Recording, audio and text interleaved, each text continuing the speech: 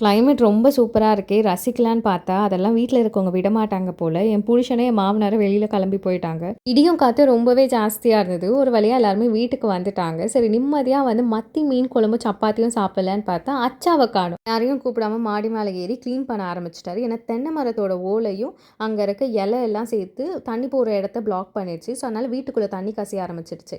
So, ஒரு எல்லாரும் சொன்னதுக்கு அப்புறமேட்டு கீழ இறங்குனாரு. நாளைக்கு காலையில பார்த்துக்கலான்னு. ஸோ, காலையில ஃபர்ஸ்ட்டு வேலையா நாங்க வந்து கிளீன் பண்ண ஆரம்பிச்சுட்டோம். கேரளாவோட மான்சூன் யூசுவலா மே 15க்கு மேல தான் ஸ்டார்ட் ஆகுமா. பட் இந்த வருஷம் கொஞ்சம் ஏர்லியாவே வந்துருச்சு போல. டெய்லி நைட் ஆனா கிளைமேட் மாறுது. சரி நைட்டு தானே கிளைமேட் மாறுதுன்னு சொல்லிட்டு, காலையில ஷாப்பிங் கிளம்பும்போது ரெயின் கோட் எதுவுமே இல்லாம தான் போனோம்.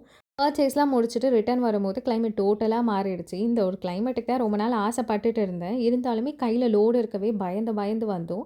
சேஃபா நம்மளும் நம்ம வாங்கிட்டு வந்த பொருளும் வீட்டுக்கு வந்து சேர்ந்துருச்சு. நம்மளோட நெக்ஸ்ட் லான்ச் வந்து நான் ஆல்ரெடி சொன்ன மாதிரி கசவு சாரி தான். ரொம்பவே அஃபோர்டபுள் ரேட்ல தான் கொண்டு வந்திருக்கேன். இந்த கலெக்ஷன்லாம் சீக்கிரமா அப்லோட் பண்றேன். அதெல்லாம் பார்க்கணும்னா நீங்க இன்டர்ஸ்டேட் கலெக்ஷன் பேஜ மறக்காம ஃபாலோ பண்ணி வச்சுக்கோங்க.